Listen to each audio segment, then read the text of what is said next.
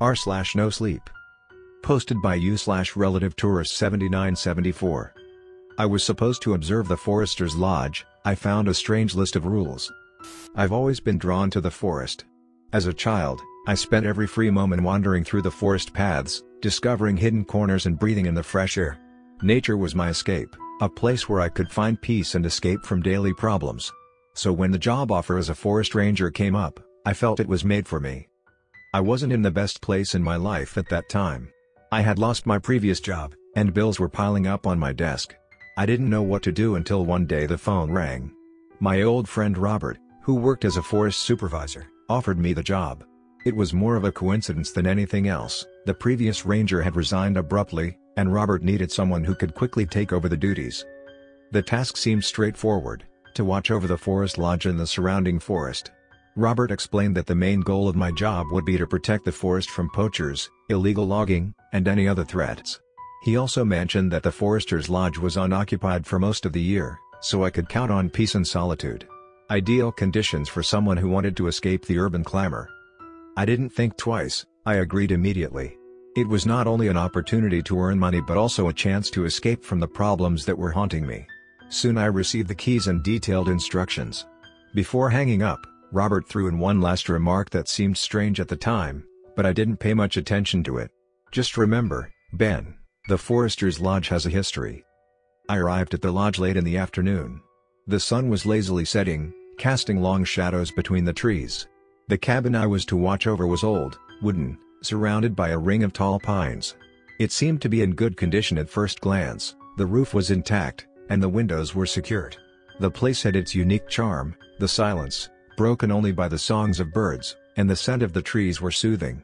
Everything seemed perfect. When I walked inside, I was hit with a mix of the scent of wood and old paint. The interior was simple but functional. The stove in the corner was to be my main source of heat, and the only furniture was a table, a chair, and a bed with a thin mattress. It seemed like the place had been unoccupied for a long time, but that didn't bother me. I was ready for a new challenge. On the table lay an envelope with my name, Ben, carefully written on the front. I opened it, expecting to find some ordinary welcome instructions. Instead, I found something that sent shivers down my spine. Rules for staying in the Forester's Lodge. 1. The front door must always be locked, no matter what. 2. Do not open the windows after dark, they are just waiting for that. 3. At midnight, you will hear a bell ringing, never look out the window. 4. Each night there is a chance you will hear wailing in the building. If that happens, hide as quickly as possible, it may not be too late. 5. Every night at 2:13, light a candle and place it on the table. Let it burn for 10 minutes, then extinguish it with a single breath. If you break this rule, they will come. 6. If you wake up in the middle of the night and hear rustling at the door, do not move and pretend to be asleep. I read the rules several times, trying to make sense of them. The first thought that came to mind was that someone was playing a prank on me. Maybe it was some old ritual that all the rangers had, a kind of initiation to scare the new recruit a bit. But the more I read these rules, the more unsettling they became. They were detailed, written in a serious manner, as if someone truly believed that following them was a matter of life and death. I decided to ignore the feeling. I wasn't going to let what was probably just a prank affect my work. I unpacked my things, made the bed, and lit a fire in the stove. The evening seemed calm, and I was tired from the journey, so after a quick dinner, I decided to go to bed early. I fell asleep almost instantly, lulled by the rustling of the trees and the distant sounds of nocturnal creatures. I suddenly woke up, feeling that something was wrong. The room was bathed in darkness, and the only sound I could hear was the soft crackle of the wood in the stove. I looked at my watch. It was exactly midnight. Suddenly, in the silence, I heard a faint ringing, as if someone was gently tapping a metal bell. My heart began to race. I remembered the third rule: at midnight, you will hear a bell ringing, never look out the window. I sat still, trying to ignore the sound, but with each passing second, my curiosity grew stronger. What could happen if I looked? Surely it was just a joke, right? The ringing grew louder, as if someone was deliberately trying to draw my attention. I couldn't resist. Slowly, with my heart pounding, I approached the window and gently pulled back the curtain. Outside, the darkness was so thick I could barely make out anything. But then I saw it, far in the distance, among the trees. There was a shape. It was unnaturally tall, with arms that seemed too long, bent at an odd angle.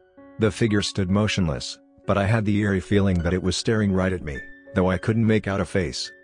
I closed my eyes, and when I opened them again, the figure had vanished and the ringing had stopped. I stepped back from the window, feeling the fear seep into my bones. I realized I had broken the third rule. And then, in the terrifying silence, I heard something else, a faint rustling at the door. The rustling at the door grew louder, as if something or someone was scratching its claws against the wooden surface. My heart was pounding like a drum. I wanted to approach the door to see what was happening, but then I remembered the sixth rule: if you wake up in the middle of the night and hear rustling at the door, do not move and pretend to be asleep. For a moment, I struggled with whether I should ignore it, but fear had paralyzed me. I lay motionless, staring at the ceiling, trying to steady my breathing. The scratching stopped as suddenly as it had begun. The silence that followed was worse than the noise itself. I had the unsettling feeling that whatever was behind the door was still there, watching and waiting for my reaction. I lay there for what felt like long minutes, maybe even hours, until exhaustion finally overtook my fear, and I fell into an uneasy sleep. I woke up at dawn, with sunlight streaming through the window. For a moment, I hoped that everything that had happened during the night was just a bad dream. But when I looked at the door, I saw that something had indeed occurred. The wooden surface was scratched, as if someone had dragged sharp claws across it. I swallowed hard, feeling a cold shiver run down my spine. What I saw that night was not a figment of my imagination. Something had truly been there, something that shouldn't exist. I needed to find out what lay behind these strange rules and why they were so crucial. But first, I had to calm down and prepare for another night. I was starting to understand why the previous guard had abruptly resigned from this job. After experiencing such strange and terrifying events on my first night, I seriously considered doing the same. But the situation I found myself in left me with little choice. It all came down to money. My debts were growing day by day, and the bank was calling more frequently. I was trapped in a credit trap that I couldn't escape. The job at the lodge, though seemingly quiet and isolated, had one advantage I couldn't ignore: it offered a very good salary. It was much more than I could earn anywhere else, and at that moment, I needed every penny. For someone else, it might not have been worth the price of fear and uncertainty, but I didn't have the luxury of choice. I had to stay. I gritted my teeth and resolved that, no matter how frightening this job might be, I would stick to the rules and endure until I paid off my debts. I knew I couldn't afford to turn down this offer, so I had to grit my teeth and get through these few months.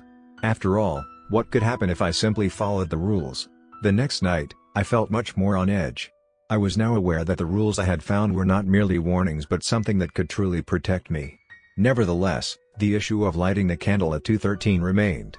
The previous night, I had been too terrified to get out of bed at that hour, even though the rules clearly stated what I was supposed to do.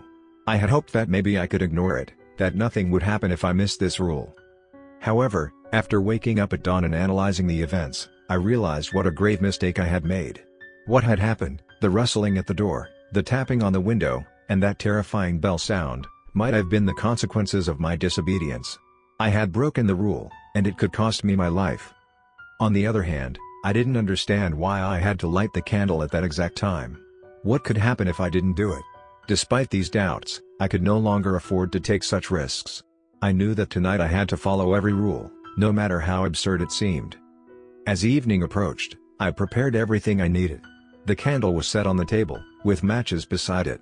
The clock slowly neared 2:13, and I could feel the tension building inside me. I sat on the bed, staring at the clock, ready for whatever was to come. When the clock struck 2:13, my heart leapt into my throat. With trembling hands, I reached for the matches and lit the candle. The flame was bright, casting a warm light on the lodge's rough interior. I placed it on the table, trying not to think about what might happen if I ignored the rule once more. Time passed slowly, but this time I knew I had to wait exactly 10 minutes. During that time, nothing happened. The silence was dense, almost tangible. It felt like the whole world was holding its breath, waiting for what I was about to do. When 10 minutes had passed, I blew out the candle in one breath, just as the rule instructed. Extinguishing the candle felt like a relief, as if a heavy weight had been lifted off my shoulders. Afterward, silence returned, but this time I heard no sounds, no knocking, scratching, or ringing. I felt that by following the rules, I had avoided something terrible, even though I wasn't entirely sure what it might have been. However, even though everything seemed calm, I knew it wasn't the end. Every night at the lodge was a challenge, and every rule was like a test I had to pass if I wanted to survive until dawn. The job, which was supposed to be an escape from my financial troubles, had become something much more complicated. I had to choose between the fear of the unknown and the fear of losing the only chance I had to pay off my debts. Every night, I promised myself that if I just made it to morning, I would quit and leave. But every day, as the sun rose, I was reminded of the bills I had to pay and the people I owed money to. I stayed. It was my biggest mistake. Every night as darkness fell, my nerves were stretched to their breaking point. I felt like every sound and shadow could be a sign of something terrifying lurking in the dark. Despite all the strange and frightening events, I tried to stick to the rules, knowing they were the only thing that could protect me. But there was one rule that made me particularly uneasy, Rule 4. Each night there was a chance that you would hear wailing in the building. If you did, you were to hide as quickly as possible, because it might not be too late. I felt that this rule could become my doom. On the fourth night, when it seemed I had already survived the worst, I heard it. At first, it was just a faint, barely audible sound, like wind singing through the trees. But the sound became clearer, increasingly resembling wailing, sorrowful and full of pain. When I realized that the sound was coming from inside the building, a cold shiver ran down my spine. I knew what it meant. This was the night. I had only moments to hide. My heart was pounding in my chest as I jumped out of bed, searching for some refuge. At that moment, every part of the lodge seemed like a trap. I remembered the small closet under the stairs I had seen earlier. It was the only place that came to mind. I dashed towards it, quietly turned the handle, and squeezed inside. I closed the door behind me, trying to breathe as quietly as possible. It was dark, cramped, and stuffy, but I knew it was my only chance. The wailing grew closer. I could hear the sound moving through the rooms of the lodge, as if something was traversing the building, searching for me. Every second felt like an eternity, and the fear of what might happen paralyzed my thoughts. In the tight space of the closet, I huddled, holding my breath, listening as the wailing came closer and closer. I heard footsteps. Heavy, slow, as if someone, or something, was moving with purpose, knowing I had nowhere to escape. The closet door was thin, barely separating me from whatever was on the other side. I sat in the darkness, trying to calm my trembling body, praying that whatever it was wouldn't find me. Time passed, but the sounds didn't stop.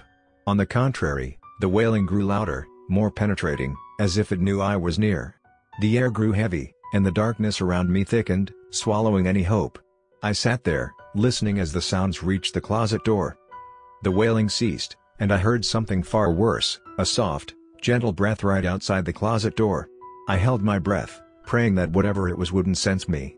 But the door began to creak slowly. My heart leapt into my throat, and cold sweat covered my forehead. Suddenly, in the silence broken only by the heavy breathing, I heard something that made my blood run cold. "Ben." The sound of that whisper was barely audible but penetrated me to my core. In an instant, my whole body turned icy, and the world around me began to spin. The darkness in the closet thickened, and reality started to blur. The last thing I remember was that ominous whisper echoing in my head. Then everything disappeared. I lost consciousness. I woke up the next day on the closet floor, in the dim light of morning. For a moment, I couldn't move, not knowing if what had happened was real or just a nightmarish dream. But the pain throughout my body and the cold sweat on my skin reminded me that what had happened was not a dream. Trembling hands, I opened the closet door and stepped out into the hallway. The lodge was eerily silent, and all traces of the presence that had haunted me had vanished. But I knew I couldn't stay here any longer. Not after what I had heard, not after what I had felt. In my mind, there was only one thought: to get out of here as far as possible. This job, which was supposed to be my salvation, had become my greatest nightmare. Even the best money was not worth what I had endured. I packed my things as quickly as I could. Fear and terror drove me, as if I had fire behind me.